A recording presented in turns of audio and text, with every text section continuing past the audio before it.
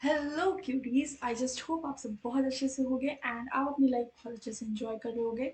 My self Vandana Mishra, I am a science faculty at things topper, a platform where we just don't teach, we build future toppers. हम class 9 की science पढ़ रहे हैं and we have started our first chapter, very first chapter, matter in our surroundings. हमने इसके 2 lecture already complete कर लिए हैं। हमने जो टॉपिक्स कवर किए हैं मैं आपको बता दूं, वो है मैटर, उसकी properties and states of matter and उनकी properties. Today, the third lecture of this chapter, and we are going to cover how matter changes its state. The changes in the states of matter वो आज हम पढ़ेंगे, कैसे एक matter अपनी state change करता है, वो क्या कंडीशंस होती हैं जिन पर वो अपनी स्टेट चेंज करता है।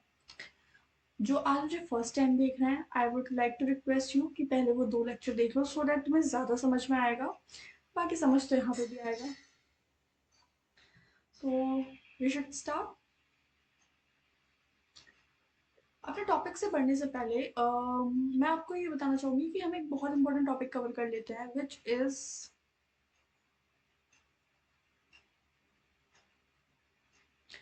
SI units. एसआई यूनिट्स क्या होती हैं? एसआई यूनिट्स होती हैं स्टैंडर्ड यूनिट। फॉर एग्जांपल, अगर जैसे साइंटिफिक नेम्स होते हैं, हर जगह के सेम होते हैं, कहीं के अलग नहीं, कहीं के नहीं। अब यहाँ पे जो प्याज है उसको हम यहाँ पे प्याज कहते हैं, कहीं और जाओगे तो कुछ और कहेंगे। और तुम अभी यही महाराष्ट्र में चले जाओ तो उसको कांदा कहते हैं। ऐसे अगर हर डिफरेंट डिफरेंट जगह पे डिफरेंट डिफरेंट नाम होगा तो फिर लोगों को रिकॉग्नाइज करने में कितना मुश्किल होगा, और लोगों के लिए वो चीज़ कितनी मुश्किल होगी। अब तुम खुद ही सोचो, तुम यहाँ पे नमक को पता नहीं, मुझे नहीं पता तुम लोगों का गाँव कहाँ पे है, फिर कहाँ से हो। बट मेरे यहाँ क्या होता है कि यहाँ पे हम नमक को नमक बोलते हैं, बट जब हम गाँव जाते हैं ना, वहाँ नमक को नून बोलते हैं। तो बड़ा कन्फ्यूजन सा हो जाता है, जैसे दादी हैं कुछ मांगती हैं कि नून, अरे समझ ही नहीं आता। सो इसी कन्फ्यूजन को ऑल ओवर द वर्ल्ड हटाने के लिए एक पर्टिकुलर एक कंफर्म नाम तय होता है, जिन्हें हम साइंटिफिक नेम कहते हैं। ये तो हो गया बायोलॉजी के टर्म्स में, इट्स फॉर नेमिंग, ठीक है। बट सेम चीज मेजरमेंट यूनिट में हम उसे एसआई यूनिट कहते हैं, standard units which is set by scientist कि ऑल ओवर द वर्ल्ड जब मेजरमेंट हो ना तो वो सेम यूनिट्स में हो, सो दैट कि कोई कंफ्यूजन ना हो। अगर मैं यहाँ पे मान लो, अभी तुम ऐसे समझो कि जो हिंदी है होता है measurement, maybe I am wrong, but जैसे बीसा होता है, जमीन का जब होता है ना कि 2 बिस्सा हो गया, 2 बीघा हो गया, बड़ा कंफ्यूजिंग सा होता है कि कहीं कहीं पे क्या होता है कि 1 बीघा में इतने जमीन होते हैं, इतने एकर्स होते हैं। एक कहीं कहीं पे होता है इसमें इतने एकर्स होते हैं, तो वो चीज़ बड़ा कंफ्यूजन होता है, डिफर करने लगता है प्लेस टू प्लेस। इसी कंफ्यूजन और इसी चीज़ को हटाने के लिए स्टैंडर्ड यूनिट सेट की गई है कि अगर यहाँ पे हम मीटर में, 1 मीटर में इतने किलोमीटर होता है, तो वहां भी 1 मीटर में उतने ही किलोमीटर होंगे, वहां पे कुछ ज्यादा नहीं हो जाएंगे। So that's why SI units are important. अब you all know already the SI unit of mass is kilogram. Mass is measured in kg. The SI unit of volume is cubic meter cube. Length into breadth into height, meter cube. अच्छा, तो मुझे ये तो नहीं पता मुझे ये कहाँ से आ रहा है। The common unit of measuring volume, because देखो ये सारी चीजें यहाँ पे क्योंकि यहाँ पे दी गई है ना, वॉल्यूम वॉल्यूम को हम किस में मेजर करते हैं? पानी का वॉल्यूम क्या लीटर में, दूध लीटर्स में लेते हो? वही चीज है, ठीक है। अब जो हमारे काम की चीज है, जो एनसीईआरटी में बहुत इंपॉर्टेंट तरीके से दी गई है, विच इज ऐसा unit of temperature, the important one. तुम्हारा काम इससे निकलेगा। The SI unit of temperature is Kelvin. Other than this, temperature can be expressed in degree Celsius and Fahrenheit. Temperature की SI यूनिट क्या है? केल्विन। सेल्सियस मत लिख लेना, और इसको मेजर कर सकते हैं सेल्सियस और फ़ारेनहाइट में भी, ठीक है। ये डिग्री से होता है, ये ऐसे होता है, ठीक है। अब तुम्हें याद क्या रखना है? Things you have to remember कि ये 0 degree Celsius is equals to 273 kelvin. 0 degree Celsius मतलब 273 केल्विन। अब क्या होता है कि कुछ कुछ यूनिट्स हमें ऐसे याद करनी होती है, कुछ तो रटना ही पड़ता है, और ये उन्हीं में से कि आपको रटना पड़ेगा सो दैट कि आपकी कैलकुलेशन, आपके न्यूमेरिकल वैल्यूज बहुत ईजी हो जाए। 25 डिग्री सेल्सियस इक्वल्स टू 290 के, 100 डिग्री सेल्सियस इक्वल्स टू 373। ये सब याद कर लोगे तो तुम्हारे लिए जो न्यूमेरिकल्स होंगे वो बहुत धड़ाधड़ धड़ाधड़ हो जाएंगे, बहुत इजी वे में होंगे। अब जो सबसे काम की चीज़ है एनसीईआरटी में, जिसके बेस पे न्यूमेरिकल्स है हमारे, सेल्सियस से केल्विन में कैसे कन्वर्ट करेंगे? K is equal to C plus 273.15। And kelvin से सेल्सियस में कन्वर्ट करने के लिए K minus 273.15. Now here is a question for you all कि 273.15 Kelvin is equals to how many degrees Celsius?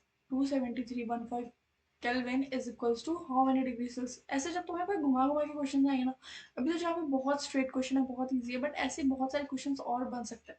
If you guys want I can share with you all, but चलो पहले ये practice कर लेते हैं कि ये आया कैसे. हमारे पास लिखा हुआ है कि हमारे पास है 273.15. We have to convert it into Celsius. हमने क्या फॉर्मूला, पहले यहाँ पे पुट करो 273. आंसर तो दिख ही रहा है सबको. 15 minus 273.15 is equals to 0.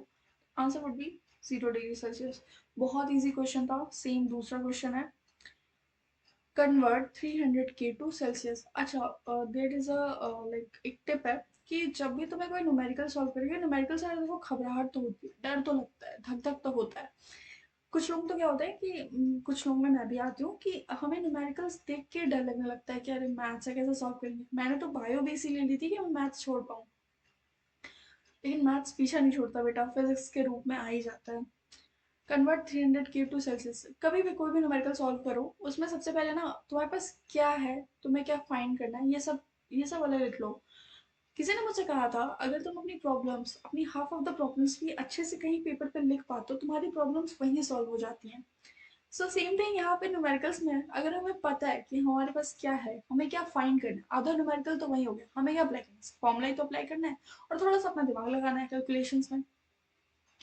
अब हमें क्या करेंगे, पहले हम गिवन लिख लेंगे कि हमारे पास है, इसको क्या करना है, सेल्सियस में कन्वर्ट करना है. सेल्सियस हमारे पास नहीं. हमें सी का फॉर्मूला पता है, सेल्सियस में कैसे कन्वर्ट करते हैं, के माइनस 273.15. अब यहाँ पे क्या, 300 minus 273.15 which is equals to 26 something degree Celsius आएगा. अभी तुम लोग कंप्लीट कर लेना, मैम की कैलकुलेशन इतनी भी अच्छी नहीं है. ठीक है, अगर मैं तुम लोगों को अभी एक ऐसा क्वेश्चन दूं कि तुम्हें कन्वर्ट करना है, तो can you guys do it.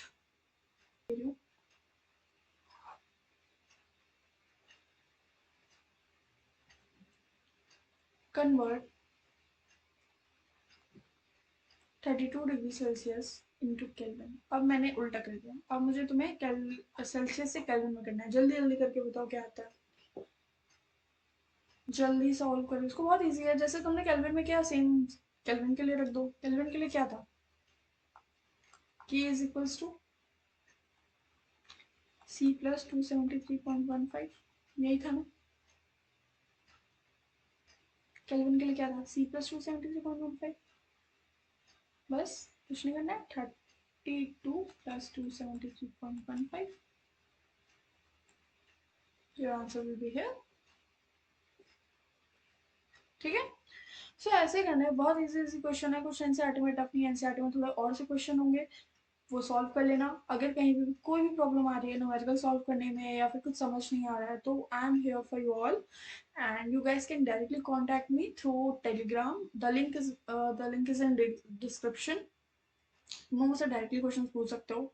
And chill होके पूछना, कुछ भी पूछना हो तो तुम लोग आराम से खुल के पूछ सकते हो. नाउ कुछ क्वेश्चंस हैं, हम वो सॉल्व करेंगे. अब तक, अच्छा अब तक हमने क्या पढ़ा है, हमने पढ़ा है मैटर. मैटर की क्या क्या प्रॉपर्टीज होती हैं. मोशन होता है, काइनेटिक एनर्जी होती है, टर्मोडाइनमिक फोर्स ऑफ अट्रैक्शन होता है, उसके तीन टाइनी पार्टिकल से मिलके बना होता है. फिर हमने पढ़ा states of matter, solid, liquid, gas, and we have also studied about a very special two states of matter other than solid, liquid, and gas, that is plasma and Bose-Einstein condensate. ठीक है, हमने इन दोनों के बारे में पढ़ लिया, हमने इन दोनों की प्रॉपर्टीज भी पढ़ ली, हमने सॉलिड, लिक्विड, गैस की भी प्रॉपर्टीज पढ़ ली. Now it's time to solve some quick questions. Naphthalene balls disappear with time without leaving any solid. अब क्वेश्चन क्या है हमारे पास, जो नेप्थलीन्स बॉल होती है, पहले तो नेप्थलीन्स बॉल क्या होती हैं, अगर तुम्हें ये पता होगा तो तुम्हें बहुत इजीली थोड़ा सोच सकते हो. कभी देखा है पब्लिक टॉयलेट यूज किया है मॉल्स में या फिर कहीं भी, वहां पे एक व्हाइट कलर की गोली रखी होती है. The white colour is not white right now. But white colour की एक गोली होती है जो यूजुअली क्या होता है स्मेल और ऑर्डर हटाने के लिए होता है ना, घर पे भी कभी कभी होती है। अब ये नैपथलीन, इन्हीं को कहते हैं हम नैपथलीन बॉल्स। ठीक है, इन्हीं को हम नैपथलीन बॉल्स करते हैं। ये कहते हैं ऑर्डर अब्जॉर्ब कर लेती हैं, ठीक है, तो इसीलिए इनको रखते हैं सो दैट कि वहां से स्मेल ना आए। अब हमें हमसे क्वेश्चन क्या पूछा है, हमसे ये पूछा गया है कि नैपथलीन बॉल्स टाइम के साथ डिसअपियर कैसे हो जाती हैं। सॉलिड ही तो होती हैं, फिर हम देखते हैं थोड़े थोड़े दिन हुआ तो छोटी होती रहती हैं, फिर एक दिन वो गायब हो जाती हैं। ऐसा क्यों होता है, वो लिक्विड में तो कन्वर्ट नहीं हो रही है। तो वो क्या हो रहा है ऐसा कि वो सॉलिड से डायरेक्टली वेपराइज फॉर्म में हो जा रही है। So Naphthalene ball disappear with time without leaving any solid because of the process sublimation. Naphthalene balls में होता है sublimation, that is solid से डायरेक्ट कन्वर्जन वेपर फॉर्म में या गैस फॉर्म में। ठीक है, सॉलिड से जब डायरेक्टली वो गैसेस फॉर्म में कन्वर्ट हो जाता है उसे हम कहते हैं sublimation, and naphthalene ball disappear due to this process. Now sublimation पता चल गया ना किस क्या कहते हैं, जब सॉलिड से डायरेक्टली एक ऑप्टिमम टेम्परेचर प्रेशर की कंडीशन में डायरेक्टली वेपर फॉर्म में कन्वर्ट हो जाता है without converting into liquid. Liquid में नहीं होता है, सॉलिड है, वेपर वेपर होता गया, वो वेपर फॉर्म में होगा। ठीक है, वो लिक्विड में होता ही नहीं, ऐसा नहीं कि वो पहले वो पिघलेगा फिर गर्म होगा फिर वेपराइज, नहीं, सॉलिड से वो डायरेक्टली जा रहा है तुम्हारा गैस फॉर्म में, तो उसे कहते हैं हम sublimation. Okay, now the next question. We can get the smell of a perfume sitting several meters away. हमें जो स्मेल आती है परफ्यूम्स की, हम यहाँ बैठे रहते हैं और हमें बहुत देर से दूर से ही स्मेल आ जाती है, कैसे होता है। हमने पढ़ा था diffusion, and I am going to explain it again because कुछ प्यारे प्यारे बच्चे हैं जिन्हें ये टॉपिक नहीं अच्छे से समझ में आया, तो I am going to explain it again for them. Diffusion, diffusion होता क्या है। पहली चीज मैंने वहां पे बताया था इंटरमिक्सिंग ऑफ पार्टिकल, वो चीज हटा दो, थोड़ी देख लो उस चीज को अपने दिमाग से हटा दो। तुम ये देखो, मैंने डेफिनेशन बताई थी, द मूवमेंट ऑफ पार्टिकल्स, मैं फिर से लिख दे रही हूँ।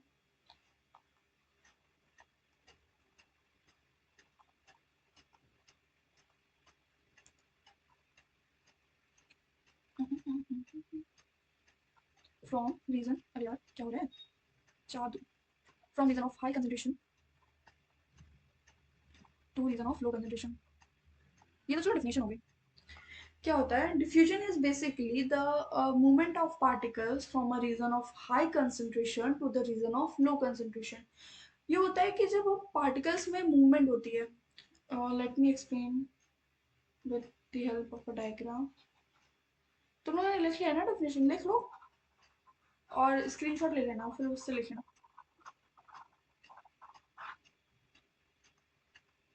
जस्ट इमेजिन ये एक रूम है, ठीक है, यहाँ पे कुछ कंसंट्रेशन, मान लो परफ्यूम का एग्जांपल लेती हूँ, यहाँ पे परफ्यूम की स्मेल ज्यादा है। ठीक है, अब यहाँ पे क्योंकि किसी ने स्प्रे किया तो यहाँ पे परफ्यूम की स्मेल ज्यादा है। अब क्या होता है कि धीरे धीरे धीरे धीरे ये पार्टिकल्स क्या होते हैं, मूव करते हैं, क्योंकि काइनेटिक एनर्जी होती है, हमने पता था गैस के पार्टिकल्स में सबसे ज्यादा काइनेटिक एनर्जी होती है, तो सबसे ज्यादा वो मूव करते हैं। अब स्प्रे क्या है, वो गैसेस फॉर्म में था, तो यहाँ पे मूवमेंट होती है। ठीक है, अब मुझे ये बताओ क्या यहाँ पे कोई पार्टिकल है,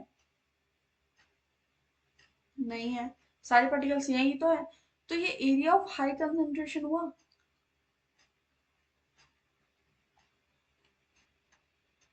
ये हुआ एरिया ऑफ हाई कंसंट्रेशन हुआ। ये ओ क्यों नहीं बनता यार, बच्चों को मैं बोल रही हूँ उससे समझ लेना प्लीज।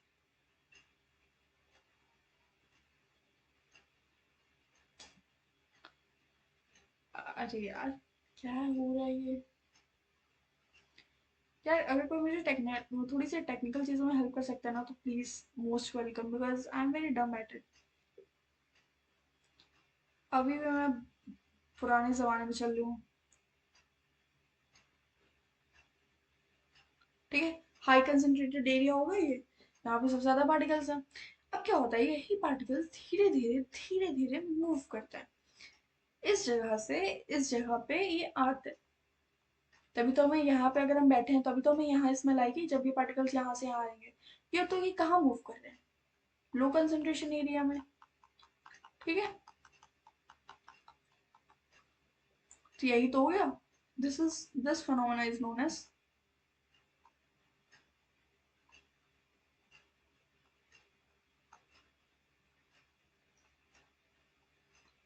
डिफ्यूजन। वेरी सिंपल, जो मैंने अभी बताया।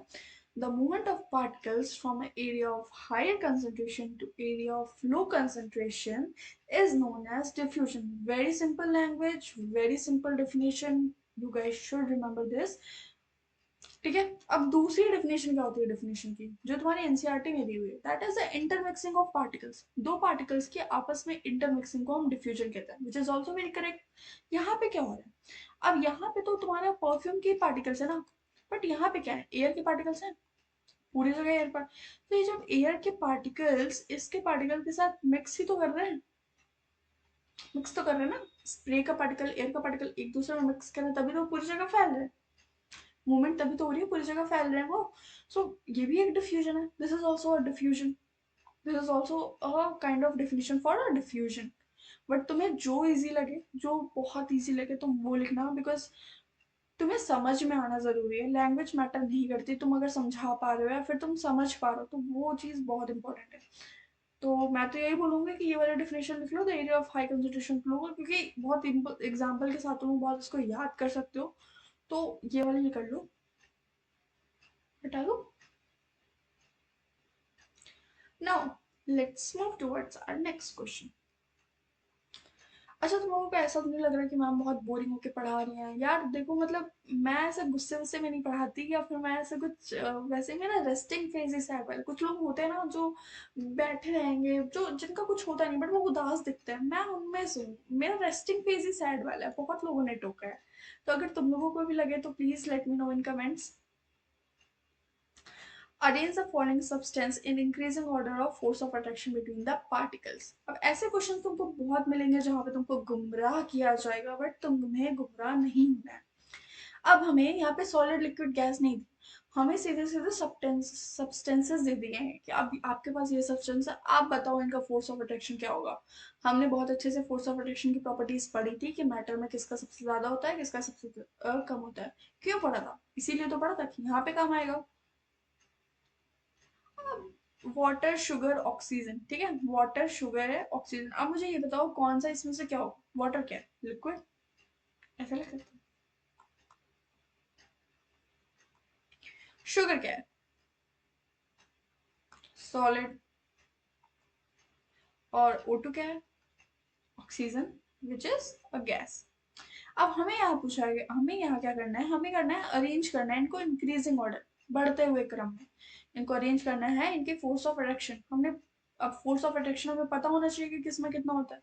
तो वी हैव ऑलरेडी स्टडीड कि सबसे ज्यादा फोर्स ऑफ अट्रैक्शन किसमें होता है, सॉलिड में। सबसे कम किसमें होता है, गैस में। बीच वाला कौन है, लिक्विड, लिक्विड बीच वाला है। तो gas, liquid and then solid. हो गया, इजी है। ऐसे तुम्हें बहुत सारे एग्जांपल्स आएंगे, बहुत बहुत बहुत, तुम लोग खुद भी सोच सकते हो, ऐसे खुद क्वेश्चंस बना के भी सॉल्व कर सकते हो। तो बस इतने ही सिंपल सिंपल क्वेश्चन हो गए। ये सारे क्वेश्चन के तुम लोगों को इजी लग रहे हैं?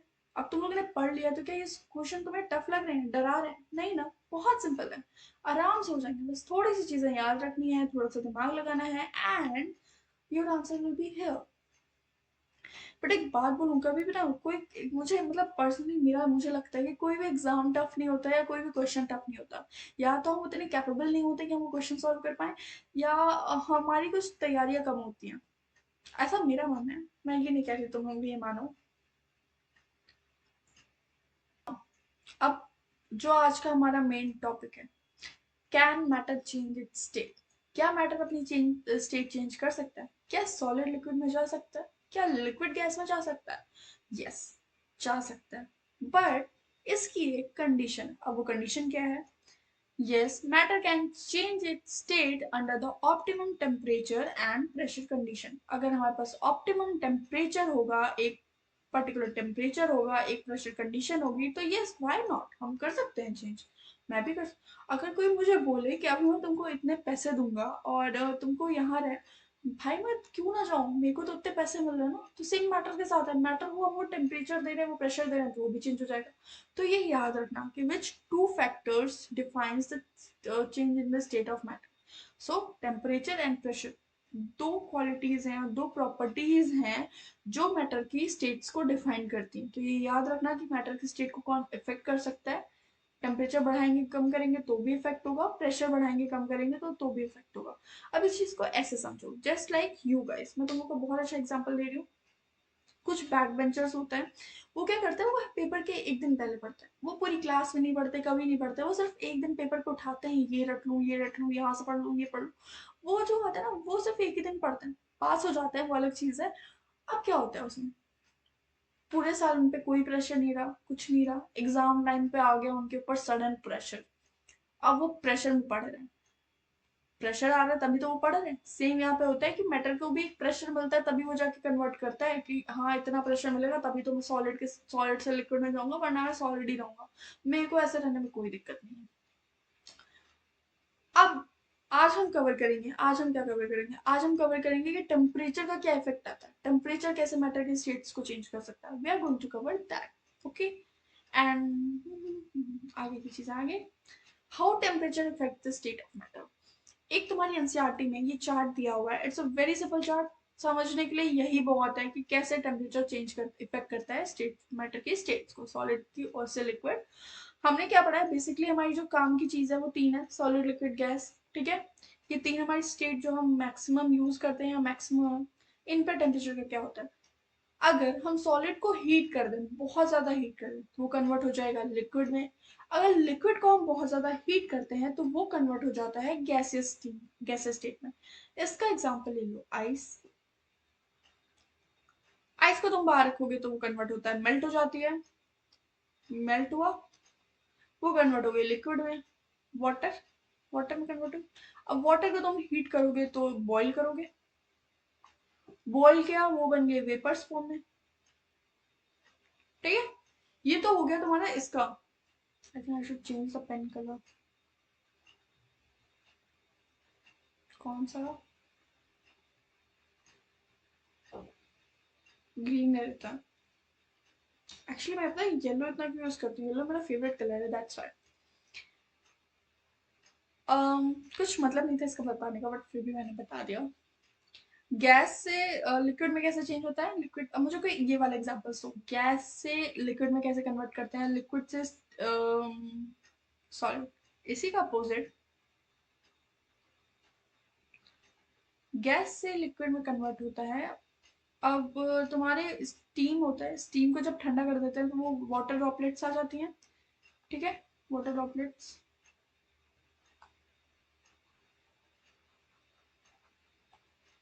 फ्रॉम स्टीम, ठीक है। यहाँ पे क्या होता है, कूलिंग होती है। अब इसी वाटर ड्रॉपलेट्स को अगर हम फ्रीज कर दें, फ्रीजिंग, तो ये कन्वर्ट हो जाएगी फिर से आइस में, ठीक है। ये हो गया, बहुत सिंपल है ऐसा। अब तुम लोगों ने देखा होगा कभी कभी क्या होता है कि मम्मी हमारी दूध उबाल के चली जाती है, मतलब उबाल के चली जाती है, दूध उबालती है। तो तुमने कभी देखा उसको ढक्कन लगा देती हैं, जब उस पर कवर कर देती है तो वो स्टीम से ऊपर आ जाती हैं, उस पर भी वाटर ड्रॉपलेट्स आते हैं। वो क्या है, गैस कन्वर्ट हो रही है लिक्विड में, टेम्परेचर कम हो रहा है। और सेम अगर तुम उसी दूध को बहुत ज्यादा बॉईल कर दो, बहुत हाई उस पे फ्लेम्स पे बॉईल करो, तो वो उससे स्टीम निकलने लगती है। वो क्या है, तुम्हारी बॉइलिंग, वो भी तो कन्वर्ट हो रही है, टेम्परेचर का ही हो रहा है, सब खेल टेम्परेचर का ही है, टेम्परेचर ही चेंज कर रहा है, इफेक्ट्स उधर उधर। सो ये चीज याद रखोगे, बहुत सिंपल है कि जब हम टेम्परेचर राइज करते हैं, सॉलिड से लिक्विड, लिक्विड से गैस, टेम्परेचर जब हम कम करते हैं तो इसी का जस्ट अपोजिट हो जाता है, गैस से लिक्विड, लिक्विड से सॉलिड। अब मेल्टिंग क्या होती है, सॉलिड से लिक्विड कन्वर्ट होने में एक प्रोसेस होती है, मेल्ट होता है, मेल्टिंग कहते हैं इसे। What is melting? So melting is a physical process that result in the phase transition. Phase का transition हो रहा है, solid से liquid में हो रहा है, of a substance from a liquid solid to a liquid. Remember the example ice, melting of ice, ठीक है, मेल्टिंग ऑफ आइस। पिघलना, जैसे तुम लोग कुछ, मम्मी कुछ अच्छा रखते थे तो वो पिघल नहीं जाता, तुम्हारा दिल पिघल जाता है, वैसे ही सॉलिड एक टेम्परेचर पे पिघल जाता है। हमारे खाने को देख के हम पिघल जाते हैं, बहुत लोगों का अलग अलग चीज होता है, सबका एक फेवरेट फूड होता है ना, फेवरेट चीज होती है जिसको देख के हम पिघल जाते हैं। तो सेम ऐसे ही होता है सॉलिड के साथ। सॉलिड का एक फेवरेट, हर एक सॉलिड का, जितने भी सॉलिड है इनका एक फेवरेट टेम्परेचर होता है, उस फेवरेट टेम्परेचर पे देखते ही ये पिघल जाता है। जैसे मैं आइसक्रीम देख के पिघल जाती हूँ। मेल्टिंग पॉइंट, अब मेल्टिंग पॉइंट क्या होता है? The minimum temperature at which solid becomes, वो फेवरेट टेम्परेचर, किसी भी सॉलिड का फेवरेट टेम्परेचर जिस पे वो मेल्ट कर जाए उसे हम कहते हैं मेल्टिंग पॉइंट। ठीक है। अब जैसे आइस का क्या मेल्टिंग पॉइंट है? 0 डिग्री सेल्सियस। 0 डिग्री सेल्सियस का फेवरेट टेम्परेचर है, इस टेम्परेचर को दोगे तो वो मेल्ट हो जाएगी। Now the question is why it happens, melt कर क्यों जाता है? वो उसका फेवरेट टेम्परेचर, ऐसा क्या होता है उस फेवरेट टेम्परेचर पे कि वो मेल्ट कर जाता है? ऐसा क्या होता है कि जैसे तुम आइसक्रीम देखते हो, जैसे तुम चॉकलेट देखते हो, तुम्हारा मन पिघल जाता है, क्या होता है ऐसा? खाने की इच्छा। ह्यूमंस में तो खाने की इच्छा होती है ना, हमें तो बस वो चाहिए होता है, उसको वो सेटिस्फेक्शन चाहिए होता है। अरे मेरे मुंह में पानी आ रहा है। वो सेटिस्फेक्शन मिलता है, तो सेम इनमें भी तो कुछ होता होगा। अब देखते हैं इनमें होता है क्या है। On increasing the temperature of solid, the kinetic energy of particle increases. जैसे ही हम टेम्परेचर इंक्रीज करते हैं उसकी काइनेटिक एनर्जी, क्योंकि सॉलिड में क्या होता है, काइनेटिक एनर्जी बहुत कम होती है, ठीक है, बहुत ज्यादा कम होती है, तभी तो वो टाइटली पैक्ड होता है। जैसे हमने हीट किया उसकी काइनेटिक एनर्जी बहुत ज्यादा मूव करी। अब ऐसे समझो, ये पहले था ऐसे टाइटली पैक्ड था, इसको तुमने कर दिया हीट, ठीक है, हीट किया तो ये इसके काइनेटिक एनर्जी ज्यादा, ये तो छटपटाने लगे कि नहीं नहीं नहीं नहीं, मुझे तो जाना है, मुझे तो जाना है। इनमें यही हो गया, छटपटाने लगे ये, इनकी काइनेटिक एनर्जी ज्यादा हो गई, थोड़ा और एक्सपांड किए। अब क्या होता है, अगर तुमने भगदड़ देखी होगी कहीं पे भी, वैसे तो इस साल बहुत भगदड़ हुई है, बट तुम क्या करोगे, तुम देखोगे जितने ज्यादा लोग उतना ही फिर ऐसा होने लगता है, इधर उधर हिलने लगते हो, आपस में जब एक साथ नहीं रह पाते, तो ये सेम चीज सॉलिड के साथ भी होती है। जैसे हमने उसको हीट प्रोवाइड की, उसकी काइनेटिक एनर्जी बहुत ज्यादा हो जाती है। The particles start vibrating with greater speed. Speed ज्यादा होगी पार्टिकल्स की। The energy supplied by heat overcome the force of attraction between the particles. अब हम यहाँ पे क्या करते हैं, उसको एक एनर्जी सप्लाई करते हैं, एक हीट एब्जॉर्ब करता है। अब क्या करेगा, ये सॉलिड मेल्ट होगा तो कुछ तो हीट एब्जॉर्ब करेगा ना, वो हीट अब क्या करती है, वो हीट एनर्जी क्या करती है, वो उसके जो बीच के पार्टिकल्स के बीच का बॉन्ड होता है वो ब्रेक कर देती है। अब काइनेटिक एनर्जी, अब मैंने क्या बोला था, काइनेटिक एनर्जी, मैंने ये बताया ना, kinetic energy, energy produce by the movement of any object, ठीक है, जो एनर्जी किसी भी ऑब्जेक्ट के मूवमेंट से प्रोड्यूस होती है उसे काइनेटिक एनर्जी कहते हैं। फॉर एग्जांपल अगर कोई कार स्पीड में चल रही है तो उसकी एक काइनेटिक एनर्जी होगी, द उसकी जितनी ज्यादा स्पीड उसकी काइनेटिक एनर्जी उतनी ज्यादा, ठीक है। Kinetic energy is directly indirectly proportional to force of attraction. किसी भी ऑब्जेक्ट की जितनी ज्यादा काइनेटिक एनर्जी होगी उसके पार्टिकल्स में उतना ही कम फोर्स ऑफ अट्रैक्शन होगा। ये दोनों अपने अपोजिट है, तो ये कहीं पे ऐसे लिख लो, it would be help you a lot समझने में, ठीक है, बहुत छोटा सा। कि काइनेटिक एनर्जी क्या होती है, वो इनडायरेक्टली प्रोपोर्शनल होती है, अगर काइनेटिक एनर्जी ज्यादा फोर्स ऑफ अट्रैक्शन कम, अगर फोर्स ऑफ अट्रैक्शन ज्यादा तो काइनेटिक एनर्जी कम। तो यहाँ पे क्या हो रहा है कि सॉलिड की काइनेटिक एनर्जी कम होती जा रही है, मतलब ज्यादा होती जा रही है। हीट प्रोवाइड करें, हीट एनर्जी भी आ गई, टेम्परेचर भी प्रोवाइड हो गया, तो उससे होगा काइनेटिक एनर्जी उसकी ज्यादा हो गई। जब काइनेटिक एनर्जी ज्यादा हो गई तो फोर्स ऑफ अट्रैक्शन क्या होगा, वीक हो गया, बॉन्ड्स क्या हो गए, वीक हो गए। तो अब कोई भी जो हीट एनर्जी है वो उन बॉन्ड्स को ब्रेक कर देती है, जब वो उन बॉन्ड्स को ब्रेक करती है तो ये जो सब्सटेंस होते हैं ये और फ्री फ्री हो जाते हैं। तो ये क्या होता है, ये और फैल गए, जैसे तुम और फैल जाते हो वैसे ही फिर ये कन्वर्ट हो जाते हैं लिक्विड में, क्योंकि अब इनका स्टेट तो चेंज हो गया ना। पहले तो ये काफी कॉम्पैक्टली बॉन्ड थे, बहुत टाइटली पैक्ड थे, but heat energy kinetic energy बढ़ी, मान लो दोनों जो ऐसे थे, धीरे धीरे धीरे धीरे ऐसे हो गए। जब ये ऐसे हो गए तो ये फैल गए, फिर आइस लिक्विड में कन्वर्ट हो गया, वाटर में कन्वर्ट हो गया। The energy supplied by heat overcomes the force of attraction between the particles. The particles leave their fixed position and start moving freely. A stage is reached when the solid melts and it converted into a liquid. I hope you guys understand. तुम लोगों को समझ में आया होगा, नहीं आया होगा तो प्लीज बताना, मैं फिर से समझाऊंगी। यार देखो, मैं ये नहीं बोलूंगी मैं 100 बार समझाऊंगी, वैसा तो मैं समझाऊंगी, बट 100 बार कोई पूछता भी नहीं है। बॉइलिंग, मेल्टिंग पढ़ लिया, पिघलना। बॉइलिंग क्या होता है? उबलना। जैसे तुमको किसी को देख के गुस्सा आता है ना, वो खून खौलने लगता है, खून उबलने लगता है, कुछ लोगों को देख के ऐसे खून उबलने लगता है, वैसे ही उसे हो गया था बॉइलिंग। अब यहाँ पे क्या करना है, वहां तो हमारा ब्लड बॉइल करता है, यहाँ पे तुम्हारे boiling refers to a phase transition. यह भी एक फेज ट्रांजिशन है, जब सप्लाई करते हैं हीट हम प्रोवाइड करते हैं या टेम्परेचर राइज करते हैं, तो लिक्विड से गैस वेपर में कन्वर्ट हो जाता है। Liquid to gas, solid to liquid, melting, liquid to gas is boiling। ठीक है, ये होता है तुम्हारा बॉइलिंग। अब बॉइलिंग पॉइंट क्या होता है? फेवरेट टेम्परेचर जिस पर वो बॉइल कर जाए, उसी को कहते हैं हम बॉइलिंग पॉइंट। जैसे वाटर का बॉइलिंग पॉइंट क्या होता है? अच्छा, बॉइलिंग पॉइंट हर लिक्विड का अलग होता है, ठीक है, तो ये याद रखना कि ऐसा नहीं है कि 100 डिग्री सेल्सियस पे वाटर बॉईल हो रहा है तो 106 डिग्री सेल्सियस पे भी दूध बॉईल होगा। नहीं, दूध का कुछ अलग होगा, वाटर का कुछ अलग है। ऐसे ही सबका अलग है, मतलब सबकी नेचर तो सबका अलग होता है ना।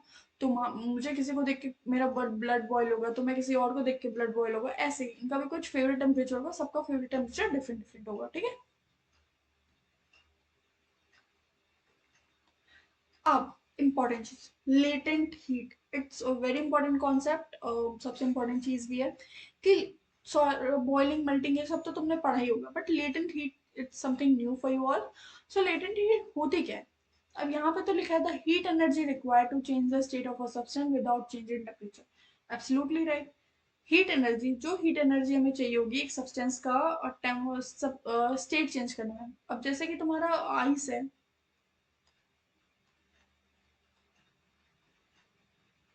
मान लो तुम्हारा आइस क्यूब है, ये मेल्ट करता है, 0 डिग्री सेल्सियस में मेल्ट करता है।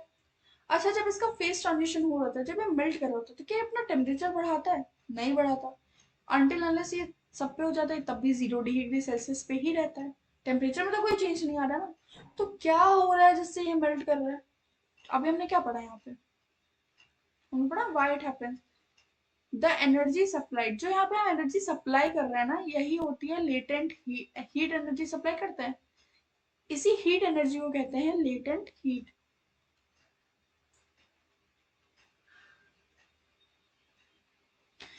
energy absorbed, the heat energy absorbed by solids, ठीक है, सॉलिड हो गया, लिक्विड, इनके जो ये हीट एनर्जी एब्जॉर्ब करते हैं, जो एनर्जी एब्जॉर्ब करते हैं टू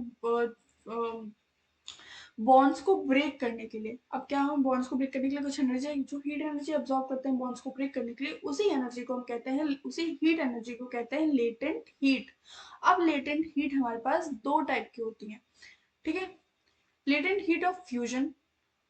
अब latent heat of fusion and latent heat of vaporization दो होती है, फ्यूजन और वेपराइजेशन। अब लेटेंट हीट ऑफ फ्यूजन क्या होता है? The heat energy required to convert 1 kg of solid to a liquid at melting point. 1 kilogram solid को convert करने के लिए कितनी हमें हीट एनर्जी की जरूरत होगी, उसे हम कहते हैं latent heat of fusion.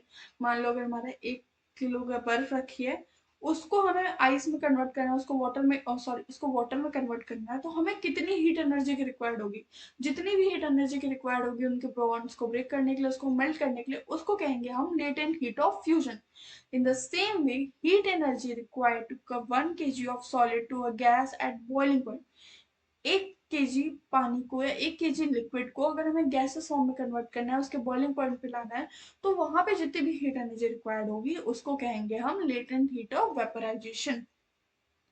Okay, latent heat की सिंपल सी डेफिनेशन है, heat energy required to change the state of any substance without changing temperature. को बिना चेंज किए हुए जितनी भी एनर्जी की हमें रिक्वायरमेंट होती है, उसके फेजेस को चेंज करने के लिए, उसके टेम्परेचर को चेंज कर, उसके सब्सटेंस के फेज को चेंज करने के लिए, उसी हीट एनर्जी को हम कहते हैं latent heat.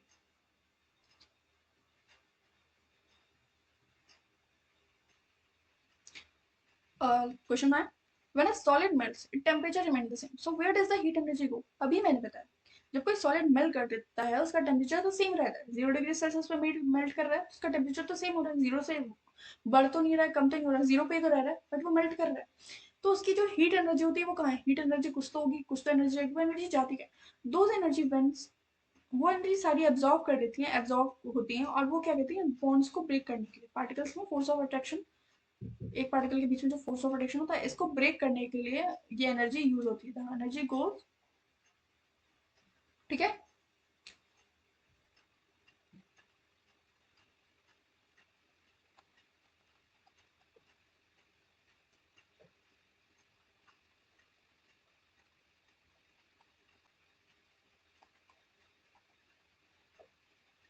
Okay, the energy used to break the intermolecular force of attraction between the particles, intermolecular force of attraction particles के बीच का उनको ब्रेक करने के लिए हमें वो एनर्जी जाती है। This is for today, that's all. इससे ज़्यादा मैं नहीं पढ़ाऊंगी। अब हम अपने नेक्स्ट लेक्चर में कवर करेंगे कि प्रेशर की क्या कंडीशंस होती है, प्रेशर कैसे डिफाइन करता है, मैटर की स्टेट्स को कैसे चेंज करता है, उसमें कैसे हेल्प करता है, ठीक है। हमने क्या पढ़ा, हमने टेम्परेचर पढ़ लिया, टेम्परेचर कैसे हेल्प करता है, टेम्परेचर के इंक्रीज करने से क्या होगा, टेम्परेचर के डिक्रीज करने से क्या होगा, टेम्परेचर की ऐसा यूनिट्स क्या होती हैं, टेम्परेचर को कैसे कन्वर्ट करते हैं। So today's lecture is all about temperature. Okay, so our upcoming lecture is about pressure, ठीक है, हम उसे पढ़ेंगे pressure, and that's for today. Bye bye. And for any query, for anything, for any question, you guys can directly contact me through Telegram.